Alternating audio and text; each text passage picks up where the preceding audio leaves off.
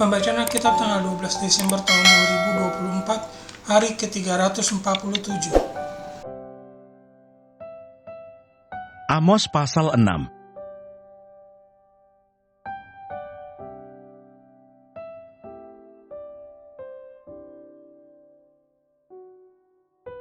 Rasa tenteram yang palsu. Celaka atas orang-orang yang merasa aman di Sion, atas orang-orang yang merasa tenteram di Gunung Samaria, atas orang-orang terkemuka dari bangsa yang utama, orang-orang yang kepada mereka kaum Israel biasa datang. Menyeberanglah ke Kalne, dan lihat-lihatlah, berjalanlah dari sana ke Hamat yang besar itu, dan pergilah ke Gad orang Filistin. Adakah mereka lebih baik dari kerajaan-kerajaan ini? Atau lebih besarkah daerah mereka dari daerahmu? Hai kamu yang menganggap jauh hari malapetaka, tetapi mendekatkan pemerintahan kekerasan, yang berbaring di tempat tidur dari gading, dan duduk berjuntai di ranjang, yang memakan anak-anak domba dari kumpulan kambing domba, dan anak-anak lembu dari tengah-tengah kawanan binatang yang tambun, yang bernyanyi-nyanyi mendengar bunyi gambus, dan seperti Daud menciptakan bunyi-bunyian bagi dirinya, yang minum anggur dari bokor, dan berurap dengan minyak yang paling baik, tetapi tidak berduka karena hancurnya keturunan Yusuf.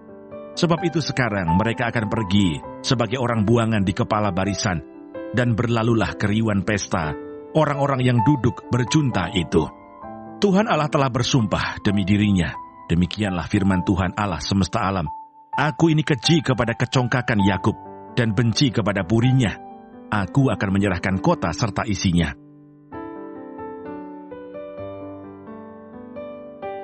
Yesaya pasal 12.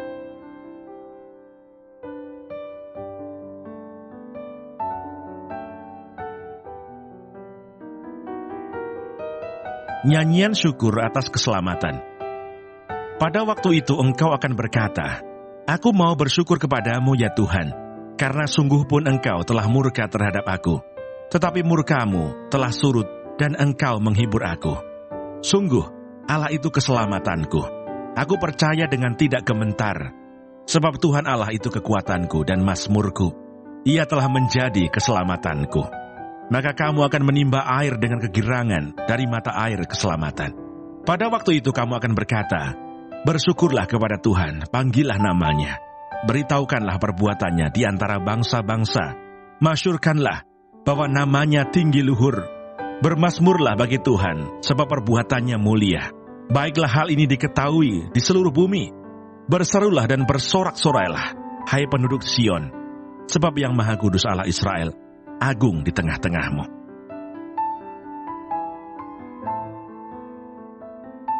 Dua Korintus pasal 8. Pelayanan kasih.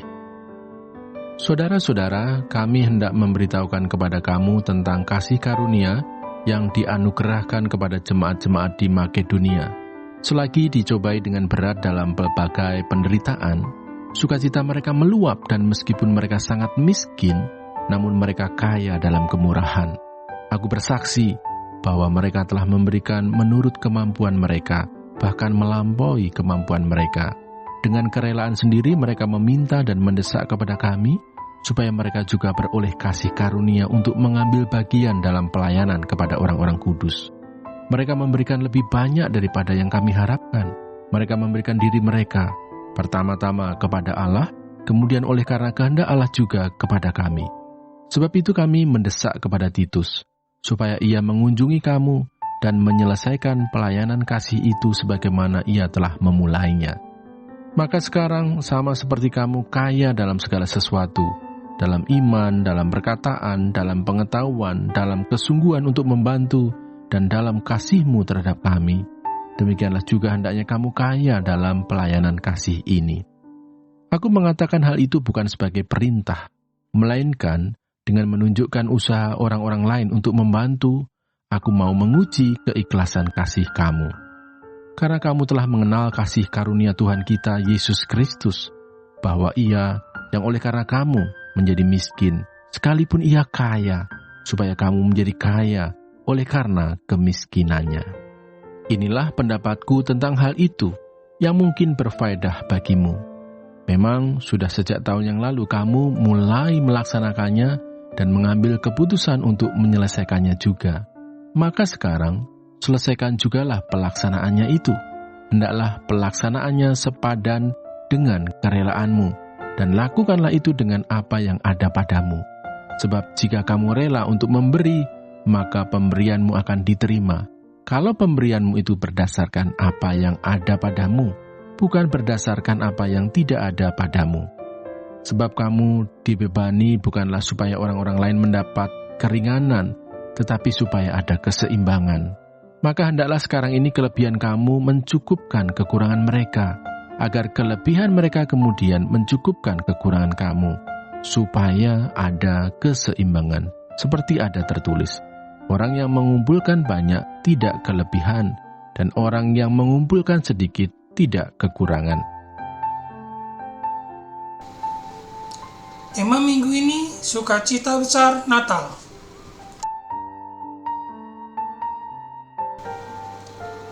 Bacaan hari ini mempersiapkan kita untuk bacaan pada hari Minggu 15 Desember tahun 2024. Penjelasan.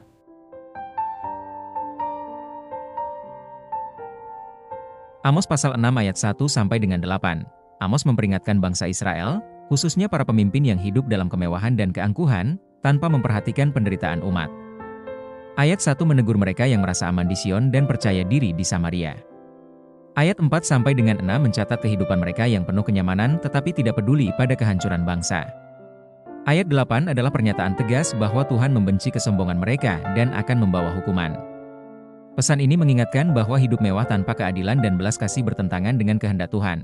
Yesaya pasal 12 ayat 2 sampai dengan 6. Pasal ini adalah mazmur pujian atas keselamatan Tuhan. Ayat 2 menyatakan kepercayaan kepada Tuhan yang menjadi kekuatan dan keselamatan.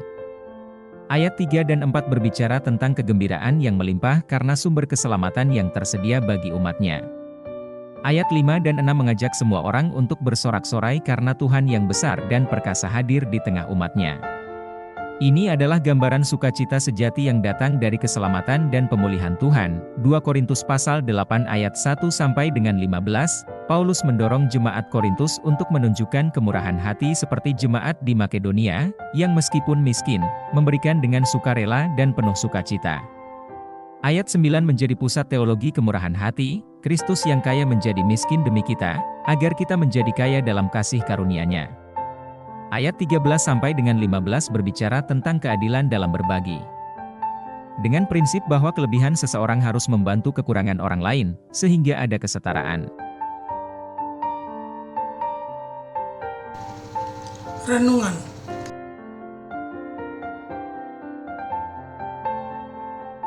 Ketiga bacaan ini mengarahkan kita pada arti sukacita besar Natal yang sejati. Pertama, hindari kesombongan dan keangkuhan, Amos pasal 6.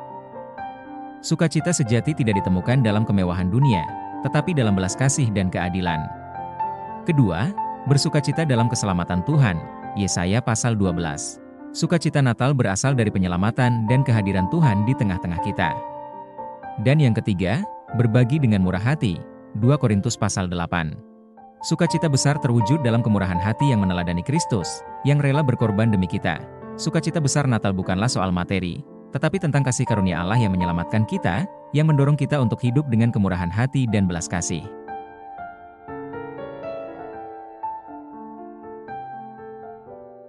Refleksi.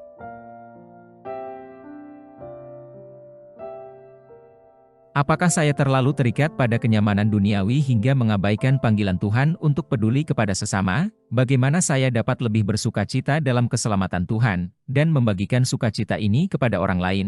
Apakah saya telah menunjukkan kemurahan hati yang mencerminkan kasih Kristus dalam kehidupan saya?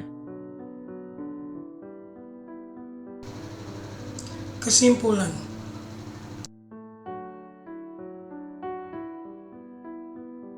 Tema sukacita besar Natal mengingatkan bahwa sukacita Natal bukanlah tentang kesenangan duniawi, tetapi keselamatan dan kasih Tuhan yang membawa pengharapan bagi umat manusia.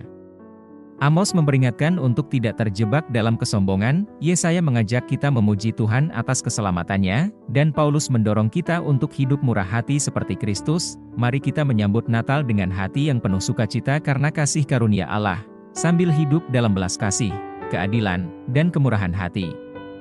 Dengan demikian, sukacita besar Natal dapat kita alami dan bagikan kepada sesama.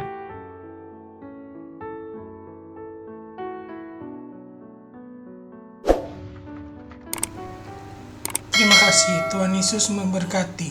Amin.